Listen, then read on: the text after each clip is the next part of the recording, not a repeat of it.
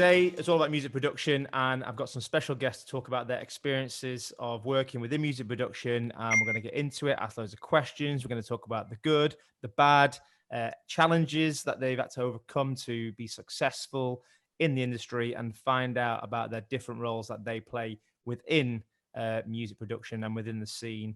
And I'll introduce them now. So first up, we've got KAMILLE, who is a singer and songwriter. You've probably heard many of her hits on the radio. Does she want to enter the room? Reveal your video, KAMILLE. Hi, I'm trying, but it's not letting me. Okay, well, whilst you figure that out, we've also got from BBC, she is assistant technical producer working across various areas across Radio 1, is Matilda Macari. First of all, Matilda, did I pronounce your name right? No. That's okay. You know what? Matilda we had a little Macari. meeting earlier this afternoon, and I said, can I just check, is it Matilda Macari? Is that how you pronounce it? And the team said yes, so they've stuck me right in it. That's all right. Yeah, Matilda Macari. Macari. It's my northern accent. Right, yeah. And last but not least, super producer, delighted that he can be here. Steel Banglez is also joining us. Hello. Revealing himself. We were just talking as well about backgrounds, and it can say a lot about a person. That's what you were saying, isn't it, Banglez? Yeah.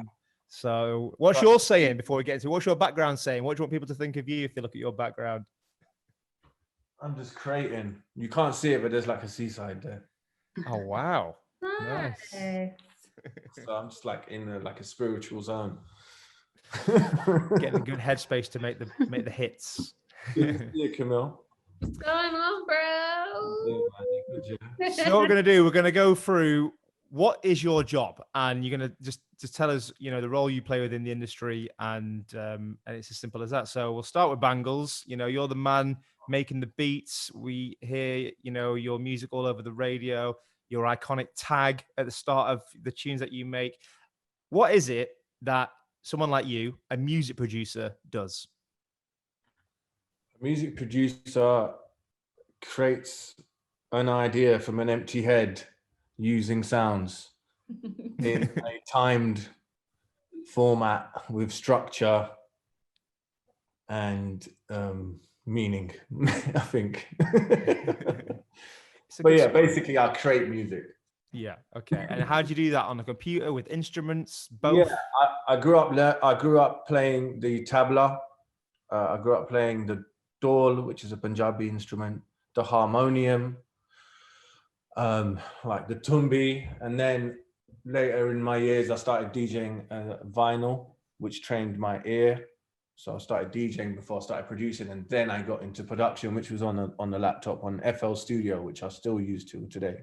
Okay, nice. Yes, classic. It's a good one to start with, but I always find that people that use that program stick with it, and they are proud to stick with it. Are you a proud FL Studio user? It's gonna be on my wedding. I want to marry it on my wedding day, mate. And let's move on to Matilda, who joins us. Macari, not Macari.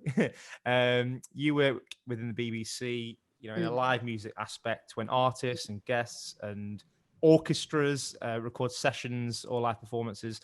Tell us what your role involves.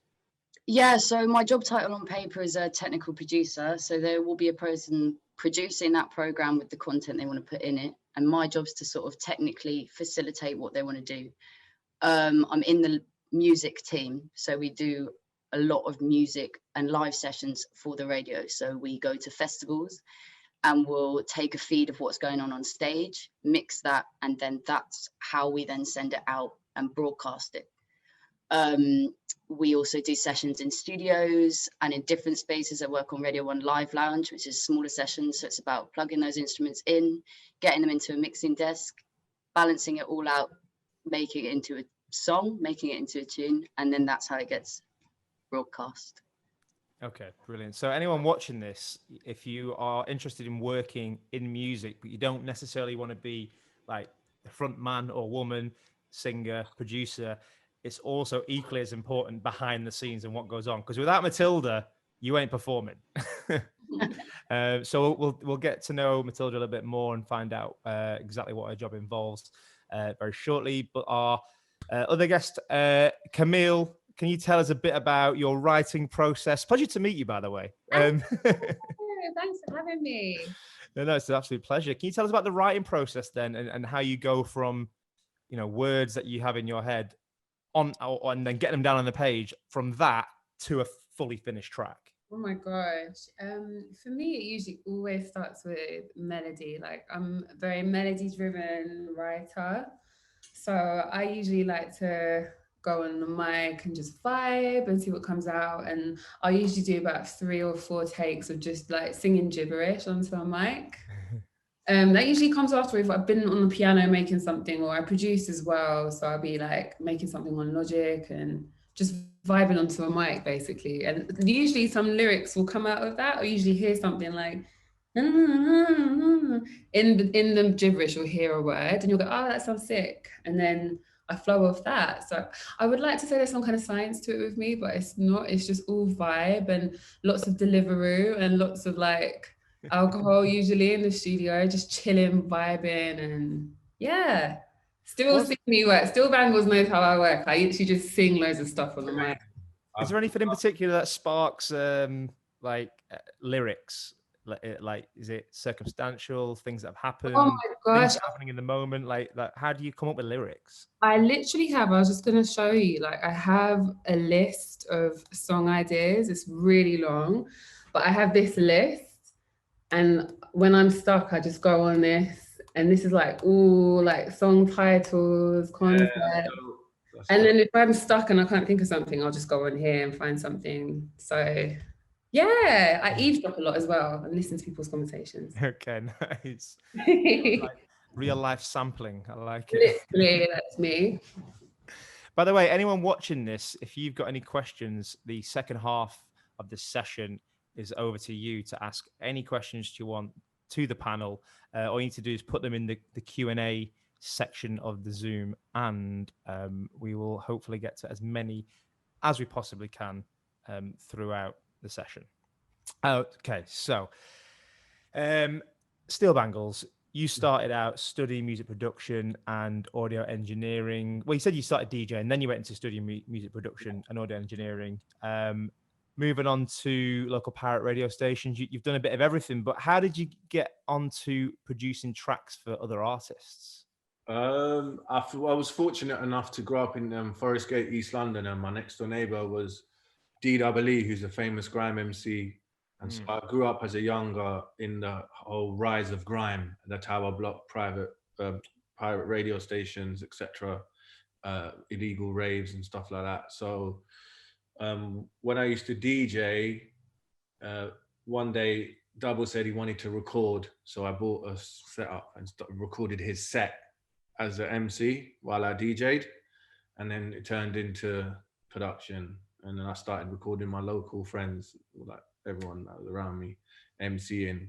We started doing sets, and then I was like chopping their vocals and doing dub plates and stuff out of their vocals, like.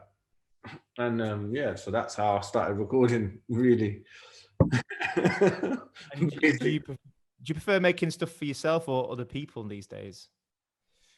I think any song that you've heard of mine, if you're familiar with it, it's come from the artist not wanting the record. And I won every time. Sometimes the artists leave the scraps for me, and they take the best work, which they think is for them. And so I'm like, well, what am I going to do with these songs? I might as well put them out. Yeah, no, of course. I ask them, I beg and plead with them. And yeah, I've gotten to now at a point where they kind of listen to me a bit more. But before, it wasn't really like, do I prefer me or them? I was just like, I'll produce for you, do what you want me to do, and then I'll release what you leave me, what you bless my studio with. Yeah, cool. And have you managed over the last year? Have you had to learn how to work remotely with artists and producing their tracks now? No, to be honest, I've been working on my album for about 1.5 years now.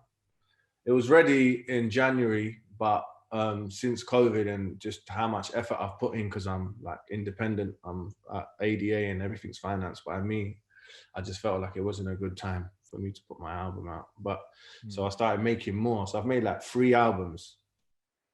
So I'm just sitting here, just waiting. When Wow, you've been busy. yeah, it's been crazy. But yeah, the sessions have just been going on and on, obviously with the safety procedures and stuff like that. So COVID. So, I mean, I'm sure there's some people who are watching this who are thinking, I quite fancy being a music producer. I don't know what the different sort of levels are, whether, you know, there's going to be people who are already, you know, dabbling in it. There's some people who it's just a little bit of an idea. What advice would you give as the best way to start learning to produce music? I think I'd say pick up an instrument first. I think learning the piano and the harmonium and even DJing, like the decks are an instrument themselves, it really trained my ears to like matching sounds and just like that's what I would do. I wouldn't go straight onto software because I feel like you miss an organic part of being a musician if you don't touch physically things. If you like don't get to harmonious, like lose yourself in music and feel it physically before you go into the technological phase of it. I think I think people miss like a key component to becoming a great musician. Yeah, so I'd suggest pick up the keyboard and maybe just like get one from Argos, and like it's got like the 8-track record and just like play and learn how to record on there, or like learn how to DJ, or just anything like that. You know, I'd push for physical music musicianship first before anything digital. Yeah, I agree. I did it the wrong way around then. I went straight onto software, and the amount of times I've sat there frustrated because you missed this sort of basic musical theory, because you don't have to become, you know, Mozart or anything. No, hell no. I'm just meaning like just some fun. Yeah, just know your way around the keys and just get that basic musical theory, and then it'll flow a lot better, right, when you get onto the software. Yeah, 100%, and you'll express yourself more organically and more true because you wouldn't have to do too many clever bits on the software. Your music will just flow from you naturally, and that will be captured in the software instead of you going in there and going too crazy with the buttons and that. I'm not really techie like that. I like to like feel things, and if I feel it, I just record it down. Okay, nice. KAMILLE, you've been sat there patiently waiting. You've worked with so many artists, you know, as well as your own tracks, you know, but you've worked with so many artists in a songwriting capacity, likes of Little Mix, Jess Glynn, and there's so many. How do you ensure that you're putting work in front of the right people? And you know, does it take a lot of networking? And like, how have you managed to get to work with all, you know, all these other mega pop stars? I think at the beginning, I think that's a really good place to start with that on side. Like I was just hustling my way in. I was stalking people. I was messaging people on Instagram, social media, on Facebook, and I was literally I would like find out who produces songs that I love. Because I don't know if you're anything like me, but when I used to have CDs, I used to look at the back cover, all the credits. That's how I learned about who's making all these songs that I love. Like Pharrell, for example, I see that Pharrell was on every song that I love, and I was like, wow, this is amazing. So I used to do that a lot, and I still do that now. And then I would holler at them on Instagram or wherever it was, and be like, can we work? Can we work? And I was hanging around in studios a lot, that my dad put me in touch with, and I just got into loving being in the studio. I didn't really know what I was even doing. I just thought I was just hanging around. Yeah. But I got to grips with like what Still Banglez is saying, playing, you know, piano and instruments and stuff. And I think a lot of this industry, making it in this industry, is hustling and not being afraid to be embarrassed, but like having to reach out to people and like be humble and not be afraid even now. Like the amount of people I reach out to now, you wouldn't even know. Like I DM people all the time because I just want to work with them. And I think that's a really good thing that social media has done, is allow us to be able to connect with each other, send ideas. So that's one thing I always encourage everyone. You're no different to us. It's just, I guess we have just been hustling at this and embarrassing ourselves basically along the way. But you guys can do exactly the same thing. It's so easy to just connect with people now. Yeah, you got nothing to lose, so just, you know, slide in the DMs. With so many singers and people who want to become singers and songwriters in the world, what can people do to stand out and you know, rise above the rest who've got the same dream? I think the best thing you could do is to be prolific at what you do and to make loads of songs. I always stand by this. Not everyone agrees with me, but I think one way to stand out is by having consistency. And I have tried to have consistency through just making so many songs. I don't stop writing songs all day.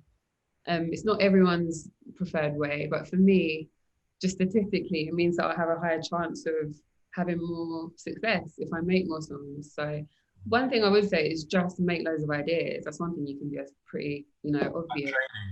Yeah, exactly. Yeah. And I think also another thing to be done now, honestly, is looking at trends. Like, I study TikTok. I study it because it's just so interesting. It's such a cool way of me seeing what is vibing, what people like, the little snippets of music that are catchy. Like, following trends can help you to be a really, really special writer where you understand what needs to go into a song really easily. Okay, nice.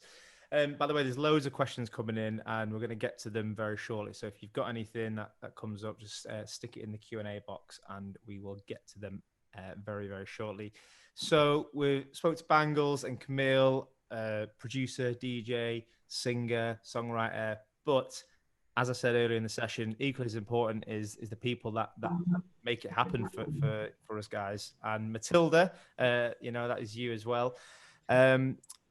You actually went to Brit School as well and built up some technical experience there. What were you doing at Brit School? Yeah, I did. I mean, weirdly, I went to Brit because I wanted to be a film director. Oh. So I went and I really wanted to get into film. It was essentially a media BTEC, but I saw it as this film course. And I went, and over there, which is a very privileged position, they have a radio studio in the school.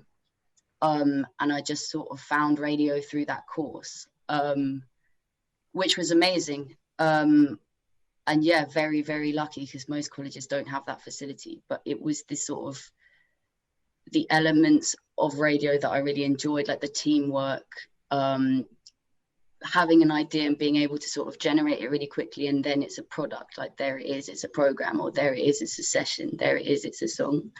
So it was that putting the work in and a product coming out of it. So yeah, started at Brit, and then out of Brit, I got onto an apprenticeship scheme with the BBC. So it was actually an apprenticeship that got me into the BBC, which I think is a really important thing to say, because I think they're often really overlooked. And especially a lot of people getting into the technical side of music or of radio, there's all these sort of audio degrees or uni degrees that show up, which I'm not putting down at all. I think some of them must be amazing, a load of them must be amazing, and I know a load of people that go and get great skills there. But I think it was that apprenticeship that really sort of solidified the love for radio and technical production for me, just sort of being in the building and making those radio programs within the BBC. So yeah, Brit School, and then onto an apprenticeship. No, I took a complete U-turn. I did sports science at uni and then went into music. So maybe don't nice. do that. It's good to try though, right? Yeah. What was the apprenticeship for then for the BBC? So it was production apprenticeship scheme, which they've actually just opened up again. Unfortunately, the deadline's just happened, but I'm sure they'll run it again. It runs every year. And I took a pathway on that was technical production. So I basically got an insight and a bit of training into the job role I'm in now. Into the job role I'm in now, which is a studio manager or a technical producer. So operating the technical side of radio programs. Yeah, cool. And making us look good. Yeah, we mess up as well. Let's talk about challenges that people may face and also the good bits as well in the industry. So KAMILLE, look, like what you do, DJing, making tunes, it's appealing thought, isn't it? It's like a lot of people would want to do that as a job. And I want to also highlight that although it seems like such a great job as a DJ and a producer, I know it can be tough. There's challenges. There's lots of people that want to do it. KAMILLE touched on it. You've got to do your hustle. You got to work hard. But I want you to tell us the best thing and the worst thing about your job? Who, me? Yeah. Oh, okay. The best thing is I get to do what I love. The worst thing is it took me 10 years. So in those 10 years, what were you doing to get to the this point? hustle, the sleeping on the studios, the rejection, the standing outside of radio stations, handing my CDs to DJs. Did you stand outside radio stations? Yeah, I was standing outside BBC Radio 1. Well, yeah. Yeah, I was standing outside the BBC, the old building, not the new, not where you guys Yeah, are. Yalding House. Yeah, so I used to stand out there knowing Tim Westwood was there, or who a new American rappers would be coming to rap there. So I'd stand with beat CDs. I'd turn up to clubs. I'll find out where people are staying. Artists that are performing, turn up, hand my CDs to there. Also, just recording a bunch of music that wasn't produced by me, just so I could get in with the artist, and someone could hear my music. Yeah. So like, that was the frustrating part. And was there a moment in those 10 years where something just clicked and you were like, okay, this is going to happen now? Yeah, I think it was when I met Mist. Okay. Prior to that, I was a producer on the scene, and I was making a name for myself, and I'd had a hit with Krypton Conan underground at the time, and I was doing like a lot of other stuff. But I think my relationship with Mist and the fact that Punjabi lyrics, and I'm Punjabi, and he was from Birmingham, and at the time in the UK we hadn't had any big rapper from outside of London. I think that was a massive benchmark and turning point in my career, where someone from Birmingham finally came through, and he was mentioning my name, and he allowed me to brand myself. So I have a logo, so every time his video comes, it'll be his logo, then mine. Then I have my tag where I would put on to identify myself, which he allowed me to do, which a lot of people didn't let me do before because they thought it would ruin the song. But now it's just like everywhere. Tags are like the people thing. Want the tag. Yeah, people want the tag, and that's originated from the. I learned that from the Atlanta trap scene where producers were tagging their beats. So yeah, I'd say my break was in 2016 with Mist. Yeah. Wicked. KAMILLE, same question to you. Best and worst thing about the job? The best thing I think has to be like being able to have number ones and stuff. That's like just the wildest thing you can ever imagine. And knowing that your song is number one or something you contributed to, or being able to achieve a Grammy award, things like that are incredible, that I'll always be grateful for. I don't understand how they happen. And it's weird because anyone can achieve that. That's the one amazing thing about this industry, is you can have, whether it be a viral song or a song that's been so cleverly crafted that means so much, like anyone can have a number one, really. And it's all about what the people want nowadays as well. So it's even easier for just a song of the culture, for example, to go to number one. Like the current number one right now is a perfect example. But the hardest thing, I think, is just not being in control. I feel like in this industry, there's so much out of your control. You can put so much work into something and it just either flop or it not do what you expect, or just because, I don't know, something happened in the news that could affect your release. Like, yeah, it's crazy. So many things that can affect you. Even look at the pandemic and how that's affected the music industry. So I think that side of it, I wish sometimes it was more like a job that you had more control. Like if I was an accountant, I would go to work, I would put in these amount of hours, I would be paid. But with this role, as we all know, it's very up and down, and you just have to kind of pray a lot of the time. Yeah, and to add to that, sorry, I think another positive is people coming up to you or people loving your music. That's priceless. Like the fact that what your music does to people's lives and the impacts, whether it's an emotional time in their life or a party time, or whether they play Your Loving or a fashion week, or they play, you know what I'm saying? What it does, and the reception of that song, and just the fact that your music is received so well, I think is another dream come true. I think what you said as well, KAMILLE, before about being consistent, because you just said, but you basically were saying it can be quite precarious being an artist because there's always someone else wanting to be successful as an artist as well. So you just got to, be consistent and work hard for sure. Matilda, what other challenges or what challenges do you face in behind the scenes in the technical world, and how do you overcome them? I mean, every day is a challenge really in the technical world, especially with radio, which is kind of why I like it. I think I was going to say that's kind of the best thing about it. It's like constant problem solving. People are coming to you with ideas for shows or ideas for tracks or ideas of how they want to run a session.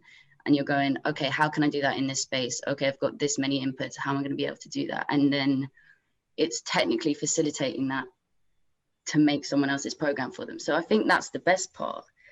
Other challenges, I mean, I always say the hardest thing about the job is being a young woman, to be honest, is the hardest part in a male-dominated industry. It's just that thing of people will walk into a studio, and if there's a white guy with a beard sitting behind the desk, they're not going to bat an eyelid. But as soon as it's a young woman, it's like, oh, okay. Like, oh, where's this? I get asked where the sound man is, or I get asked, or, people are looking at me thinking, really? Or like, I've been asked, am I on work experience? Am I this? Like, people don't like, no, I'm running the show. I'm sitting in the chair for a reason. I wouldn't just be randomly sat behind the mixing desk. Do you know what I mean? Yeah. And it's that constant having to prove people's assumptions wrong. Is that like pushing back against the unconscious bias, I think, is the hardest thing. And that gives you a bit of pressure of not being able to mess up. We're all human. We're all going to get things wrong. We're all going to fade the wrong thing up. We're all going to hit the wrong button here and there. We're all going to plug something in wrong, and it's going to take us 5 minutes to find out where we've gone wrong. And I feel like there's just less of a leeway for a young woman. But it's, Is it getting better? Wrong. I like to think so. It's a slow. You are it's an a example slow of process. The slow process, and lots of women have come before me as well, and they've paved a better way. But it's I like to think so. We're getting somewhere. I think. Okay, good. So anyone watching this, it doesn't matter if you're male, female. If you are female and you want to get into that side of things, Matilda's doing it, smashing it. You can too. Before we get into the questions, which there seems to be a lot, all I can see is 99 plus. It doesn't go any higher the counter, but yeah. So we'll try and get through as many as I can. Final advice. The one piece of advice that you would tell someone who wanted to start a career doing what each of you do. I know we've sort of touched on it, but like this is the one, like the big nugget that people can take away if they want to become, in the technical side, a producer, DJ, or a songwriter and singer. So we'll start with KAMILLE. I think, and I always say this, I think you have to know in your heart that this is something you want to do, because I think going into the music industry is almost like you're just asking for it. It's one of the hardest things you could ever possibly try and do. Of all the jobs in the world, I truly believe that. And I think you have to want to be in this industry or be a musician or whatever aspect, more than you even like want to breathe and eat. I know that sounds really messed up, but it has to be that much of a thing for you where you'll just put aside everyone's doubts, because the first thing everyone's going to have is a doubt. Your parents are going to say to you, this is not going to make you any money. Your bank account is going to say to you, I can't do this. Your friends are going to be flourishing and you're going to be struggling. And it's all these things that you have to be able to, all these people in this Zoom have dealt with that. And we don't necessarily always see that side of the industry and what we've done to get even here. So I think that's the first thing I would say. And the only thing I'll say is, are you sure you want to do it? If you know you want to do it, then let's go. If you're not sure and you're still, then you need to figure out a bit more if it's worth it for you, because it's very hard. And I always say it to everyone, I'm not here to lie or BS anyone. It is one of the hardest things you can ever try and do. You lose a lot of your social life, so I don't think. Oh my God. We're making it sound so negative, but I just want to give the true lots of positives. There is the competition and the sheer dedication you need to have to be at the best level. Yeah. If you want to be the best in what you want to do, that is the sacrifice comes with no social life, maybe no relationships, missing birthdays, missing holidays, staying in the studio, not showering, not brushing your teeth. bad diet. There's been times I haven't showered for about 6 days. I'll be real with you. I'm trying to get that cut. Yeah, it's a One bit, smelly studio. yeah. That's only once though. All right, I took double bath after. Well, that makes up for it then. Now, but I also say one thing I'll say is I've never met a person, and this goes for whatever you want to pursue in this life, that I've never met a person that didn't make it in what they wanted to do, that didn't give up, if you get what I'm trying to say. I've never met a person who didn't give up, that didn't get what they want. So just keep going. Just don't give up. Don't give up. Don't just dip your toe in. Like go head first. Don't try and do 4 things at once, because your progression level will be different. Like pick one thing, take it to the next level, then expand. Can I say one thing as well? Yes.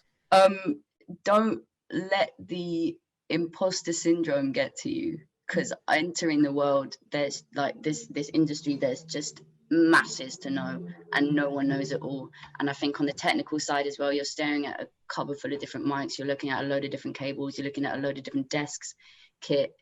No, I walked into the BBC not knowing the name of a single microphone. No one is expecting you to walk in knowing everything. And also everyone's walked in at that point as well. So they'll look at you, and if you're keen, and if you're excited, and if you're going to turn up early, stay late when you can, put in those hours, put in the effort, people will invest and share their knowledge with you, and you will learn it. And just trust yourself with that as well. And trust your ears. I like things like when I first did a live session on my own, I was thinking, but how am I going to know how this is meant to sound? If you love music and you listen to music, you know how you want that to sound. Don't let the sort of imposter syndrome of all this going on around you and the stuff you don't know get to you, because you do know. And trust yourself and trust your ears. Yeah, for sure. Believe in yourself. Yeah. I still get it when I walk in the Radio 1 building. It's like, oh my God, that's Annie Mac. That's Pete Tong. Like, whoa. Right. We got 25 minutes left, and we've had like 20,000 questions. So I'm going to get through, not 20,000, but we had a lot. I'm just going to get through as many as possible. I'm going to start with one from William Bolton. Hello, William, who says, how has lockdown impacted your ability to be creative? Has it been easier, harder, or has it been the same? I'll go straight in and first answer really quickly. At first, I felt like it was harder. I was feeling so down and so trash, and I just wasn't not feeling creative at all. But I think this year, I've kind of been able to just do a lot of songs and be creative over text, over WhatsApp with people. Like, it's been so chill this year. I think everyone's got into the groove of it. And now, hopefully, it's changed our viewpoint for the future, where we don't feel like we always have to be in the studio to work. You can do things at home and whatever. Yeah, good and bad, but good now, I feel like. How about you? I think, to be honest, like I was saying earlier about everything being challenging and everything being problem solving, sometimes boundaries can really help you be creative. I mean, in the radio industry, we always have the thing of time, like you're live on air, or you've got a sound check for the next 20 minutes and then bam, you're on air. And that kind of boundary lets you be creative within that limit, because it's how good can I make this in this time? I mean, this year's been quite dramatic, because it's how good can I make this with everyone being on Zoom, or with no one allowed in the building, or everyone 2 meters apart. But still, those, when you have boundaries put in place, it almost allows you to be more creative within it. Got a question for you, Bangles. It's from Harshil, and he says he's a massive fan and that you're a pure inspiration. And if you had to go back to a young Bangles, what would you do differently, except for shower and brush your teeth? I'd do differently. I don't do anything differently. I don't think I would do anything differently. I think I'm a very spiritual person, and I think everything that I go through and everything that I've endured in my life, whether it's good, bad, learning, whatever experience life has thrown at me throughout the growth, has just shaped what I create today. So if I would change anything, I wouldn't be who I am today. So I wouldn't change it, to be honest. I just, whether I made mistakes and learned along the way, they were lessons. and the good times are just stored as memories. So I wouldn't really change anything. No. Okay. Personally. Tyler Ayres is a 20-year-old music producer, and he's been making music, or he or she, Tyler could be both, making music for about 4 years and is struggling with promoting music. So how can they get music in front of people? Any advice? Actually, you touched on it before, Banglez. You talked us through the old school, like standing outside with CDs. Yeah, I think what people do now. I think trying to set trends on social media is a good tactic. Like KAMILLE was saying about TikTok has changed the whole game. I mean, coming up with a clever meme or something that you can go viral, that your song can be a part of, is what will catch people's attention, I think. And maybe finding a right, I wouldn't say manager, but like someone that knows about the music industry that you could partner up with to help get you exposed to the right ears, who then can push you out onto bigger platforms. But I think personally, I think it's all social media nowadays. Everything is there, and you need to stand out somehow with what you present. But KAMILLE will touch on it more. I agree. I totally agree with that, to be honest with you. I feel like socials can help, and yeah, I actually agree with that. Actually, I won't really add anything else. I've got a question for you, KAMILLE. It's from Rebecca Kelly, who says, I would love to get into songwriting. Rebecca says, I have no musical talents. However, I do enjoy writing lyrics. Do you have to be able to sing to get in the music industry? Oh my gosh, no, not at all. I write with so many people who literally cannot sing a note. Like, it's mad. But they have the best lyric game ever, and they can just construct like things that I can't always do, because I sometimes struggle with lyrics. So yeah, it's brilliant if you can put together string sentences that rhyme and have meaning. Oh my gosh, you're like gold in a studio, because us melody people will be like, and then we'll be sitting there eating our Deliveroo in silence, like getting stuck, and then you'll come along and fix it. So yeah, oh my gosh, perfect. You're a perfect person to be a songwriter. Yeah. How can they do it then? How can they start writing for people? Like, what's the process? I don't even know this myself. I'll let KAMILLE start because she's an expert. Do you know what? It's a weird thing, and I can't even say it's one way. I know so many people break in different ways, but I think typically now it tends to be hanging around in studios, or socializing with people, or vibing with people, or contacting, sending your demos to producers. I feel like producers are now like the gatekeepers, really and truly, like even more so than record labels or publishers, because if you send a demo to a producer, producers are always looking for people to write on their beats.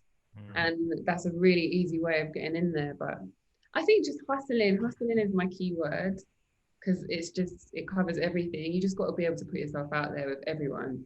Yeah. Get through the door. And then along the way, you will get in touch with like a publisher or a manager. That's a bit further down the line sometimes, who can help you even more. But I just hustled my way in. That's all I did. Yeah. Yeah. And creating a relationship with fellow producers is good, I think, as well. Yeah. I mean, and like you said, Banglez, like get on social media, and in your local town or your local city, there's producers trying to break through as well as singers and songwriters. So how amazed would it be if you went on the journey together and did that? So also, you have to understand that when you start out in something, you're at the lesson stage of that. You're at a learning stage of experience everything, which is going to grow you, like you're going to use to grow into an artist or into a producer or into, like, you have to do the physical crash course of starting that at wherever you're starting, going to events, finding studios, doing this. This is all part of making you like a professional in that world. You have to be around it. You can't just, because you need a solid structure to keep. You do have to have some demos as well. Like, you actually have to have a few things to be able to play to people. You can't just go, oh, I'm a songwriter, and then they're like, okay, we'll play some stuff. You know what I mean? So unfortunately, you do have to, if you haven't done that yet, you need, still Banglez is right, you have to do that base level of, let me get my stuff together, let me get some songs together, and then see what people think as well. Yeah. I think another thing is trying to stand out, whether it's your voice or the choice of music you pick, or even the DJ or engineer you hand your CD to at Radio 1. Everyone's got a specialist style, and you know what I really tend to look for in an artist is something that I've never heard before. And to me, anything that I've ever endured as a musician that's massive, like whether it's someone's voice or the way they rap, like I've picked it out uniquely and it's become humongous. I tried to look for people that are unique in how they deliver their art as well. Yeah, I think that's the key as well, is having an edge, having something about you that stands out from the rest, for sure. Like Amy Winehouse's voice or Adele's voice, they're two different voices. Or like a Calvin Harris signature beat, you know, that's his style and sound. Or a Mist's rusty voice with his Brum accent. It's very, you know what I'm saying, Camille? It's like there's an identity grabbing where people gravitate towards.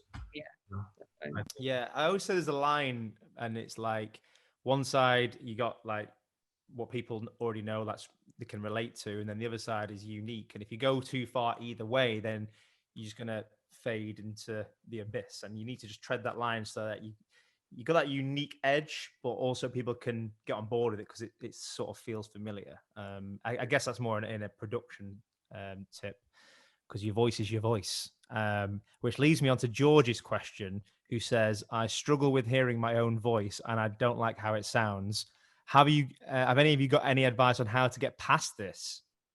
Oh, that's a good question. Do you know what? I feel like you have to just accept your voice for what it is. Like, there's parts of my voice that I hate. I wish I could do so many more amazing things in my voice sometimes. Like, some singers I work with, they can just open their mouth, like Perry from Little Mix. She bloody just gets on the mic and she's, and I can't always do stuff like that. But I work with what my voice is. I've got a sick rhythm in my voice and this in my voice. So just use the bits of your voice that you like. If there's any. Your strengths, yeah. Yeah. I've been in studios sessions with artists who are big today as well, who don't like to listen to their voice, and they record in silence and let the engineer do the rest. There's that technique as well. If you really hate your voice, just tell the engineer to turn the volume down. Matilda, Banglez, sort me out. Get used to it though. That will bring you confidence, and you have to hear your voice to train yourself to become better, to know where you're going wrong as well, I think. You know, and what you can improve. Yeah. And also be able to sing your lyrics back if it's a hit.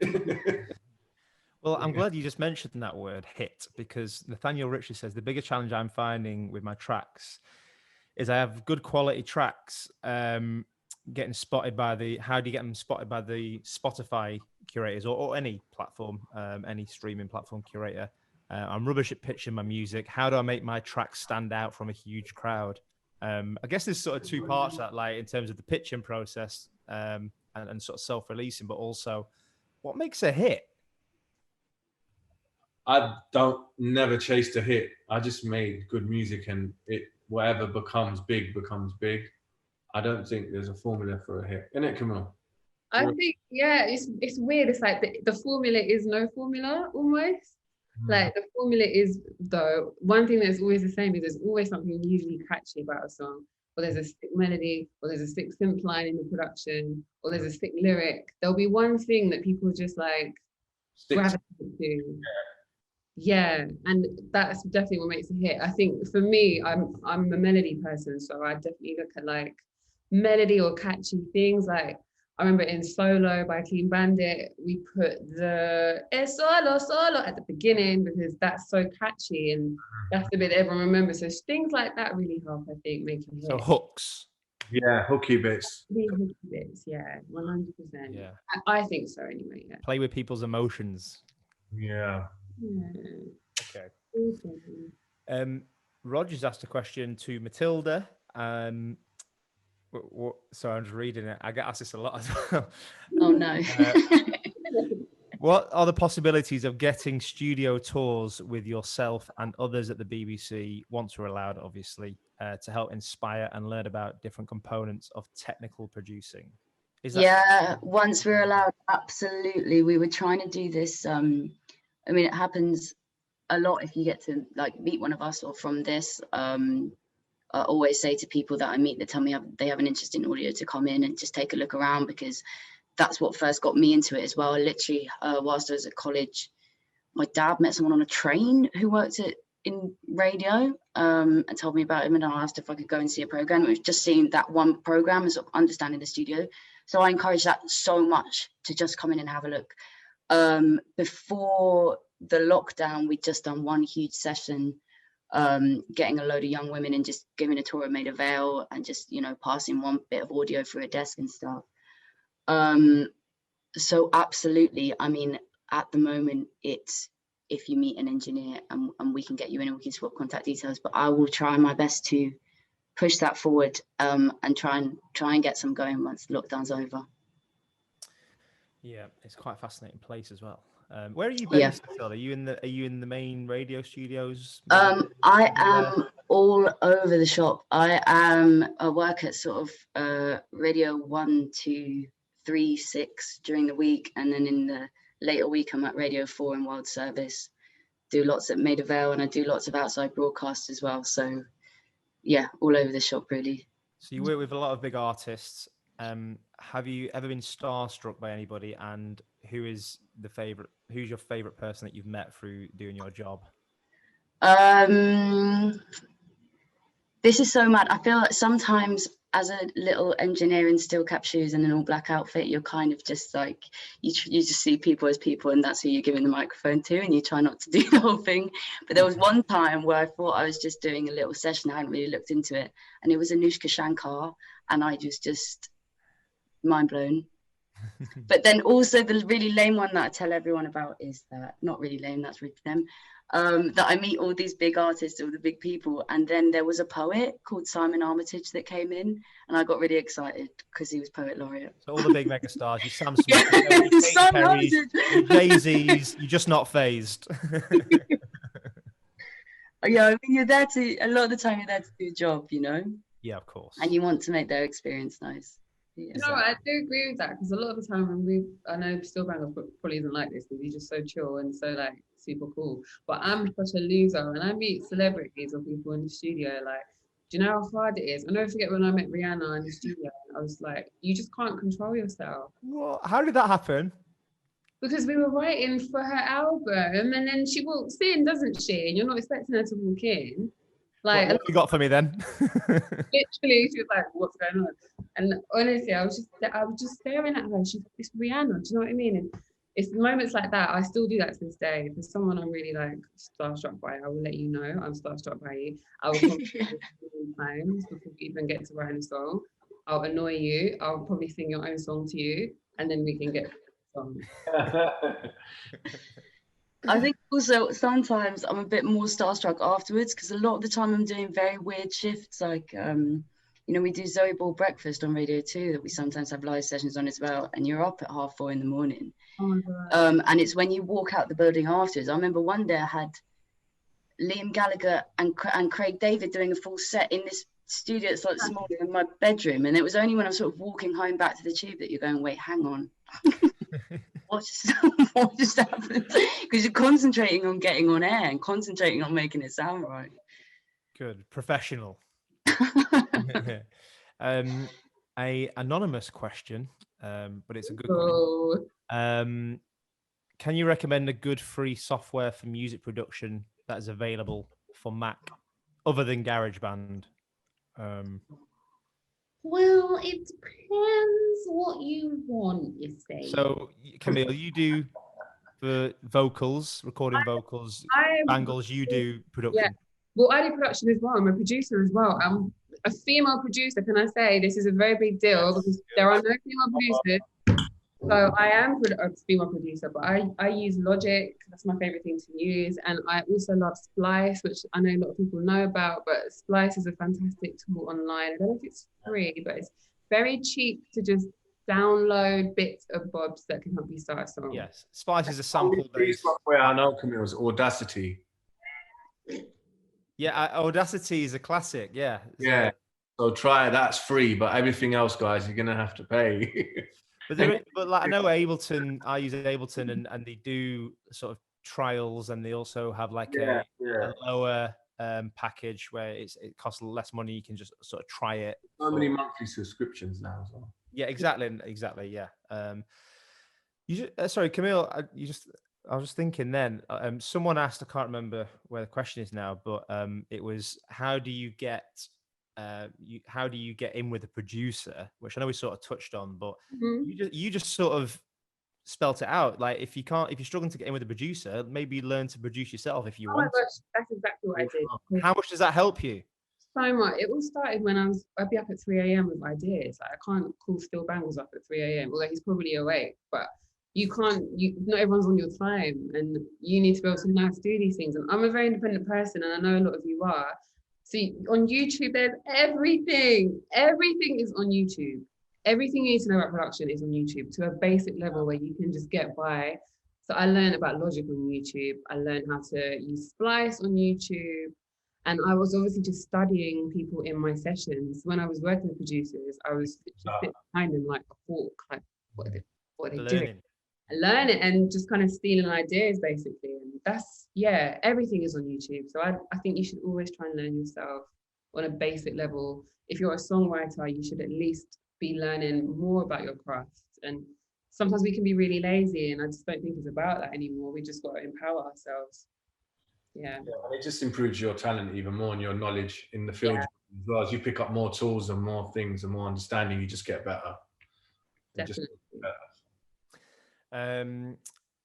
Kiara says, do you ever anticipate music trends when writing, or do you follow current? Hello? Do we ever anticipate music trends? Yes, all the time. That's my favorite thing to do. I just think if you're gonna write a song, you need to know what's gonna go and what's gonna be. It's meant to be popular music, isn't it? So you need to know what everyone's like on and what everyone's feeling. And as I say, I'm addicted to TikTok, but you can just go on the Spotify charts, for example, or on Apple Music charts and see what everyone wants. And then I kind of will write it around that kind of vibe, or at least be aware of what works and what doesn't work. Mm-hmm. Yeah. I've been making a lot of drill recently because it went from Afro beats to drill. And then my last release as an independent artist was Fashion Week, and I haven't released a Still Bangles record since. And my next record is drill with Tion Wayne and Morrison. So, and that's a trend right now. So that's something I have to keep up in terms of like demand on what's going on. Have you got it there on your laptop? I know, I want to hear. Unfortunately, I'm on Zoom, so give it a little blast, little world exclusive. Yeah.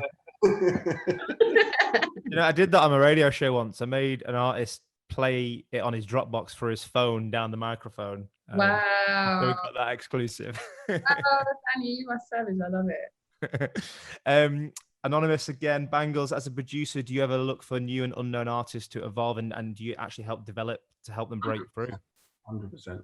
I always look for new talent. That's one of my strong points. I think I pick up, especially with rappers, I picked up a lot of rappers early in their career because I could identify that their talent before a lot of other people can. I think that's one of my strong points, is picking out people that I believe are gonna be big.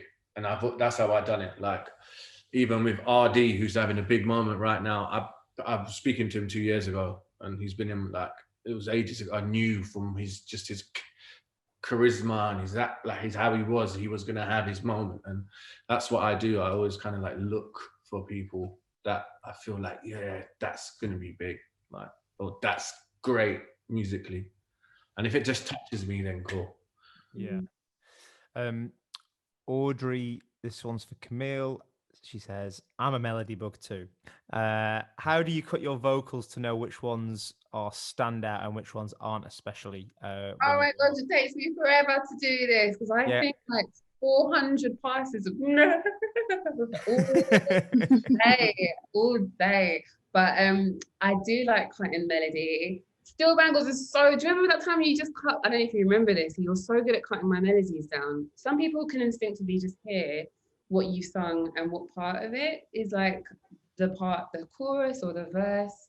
I can do it sometimes, but I find that someone else doing it for me is always better because it just takes you out of your zone. But I think you'll know when you're singing a melody on the mic, it's like a puzzle. It's like, exactly, you know what bit is thick. And I need to start remembering that even myself. Like when you sing something, you'll know what feels like a chorus because you sung it. So I think that's one thing I say, just listen back to your melody and just use your instincts with it as well.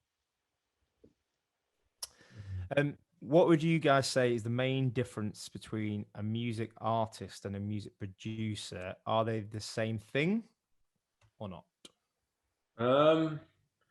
Well, I'm a music producer, so I create music for artists, but the publishing deal weren't just cutting it, mate. So I had to make myself into an artist producer, where I felt like I'm a brand, I'm a DJ. Like, for example, you'd say Calvin Harris is a music artist producer as well, because he's got his own records that he puts out, or like Metro Boomin, or like, who was it, like Mike Will Made It or whatever. Like, I produce for people, and then I produce as an artist and brand myself, which is like double what I do.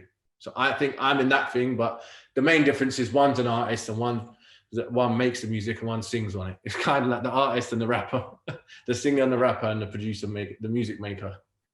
That's what it is. And Matilda, when you mentioned the live lounges and your sessions, what goes into preparation to set the stage for an artist? Like, is it a case of turning up and plugging a microphone in? Like what's the process?